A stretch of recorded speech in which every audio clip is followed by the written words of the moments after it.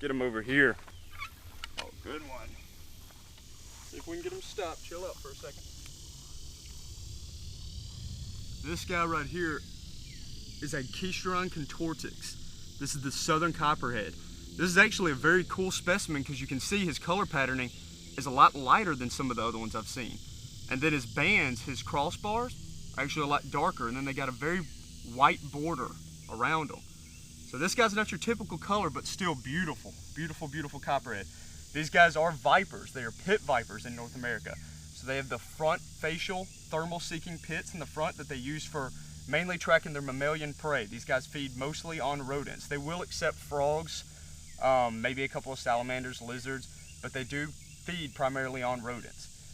These guys are typically docile snakes unless you mess with them like this.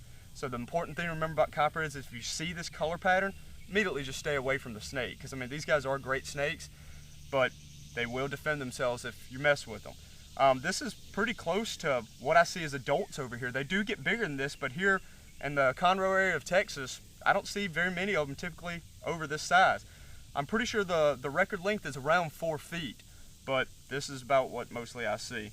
You can see right at the back of his head, where his head kind of triangles out, that's where his venom glands are. So that's where he stores all of his venom, and he's mostly got a hemotoxic venom. So you'll typically have necrosis, but they rarely ever administer antivenom. You may get a few vials if you have a bad reaction. These guys are pretty much the least toxic snake we have around here. They're usually right on par with the western pygmy rattlesnakes, but I've never found one in this Montgomery County area. This is the most common venomous snake that I find around here. I don't know if you can see it or not, but if you look at his tail, it's actually green. And when they're babies, they take that little green tail and it's a lot more vibrant. And they'll wiggle it and writhe it kind of like a lure. And it's almost like fishing. They'll get frogs to just jump in close, real close to that tail. They think it's a worm or a caterpillar or something. They'll lunge at it. As soon as they do, it's bad news for them because they get struck. Those fangs come out, envenomate them, and then they're pretty much toast.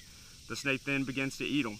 And what that venom's primarily meant to do is to go ahead and start digesting the frog before he starts eating them. So not only does it neutralize them, but it starts also pre-digestion. All it is a mixture of proteins, amino acids, and enzymes that go ahead and start the digestion process.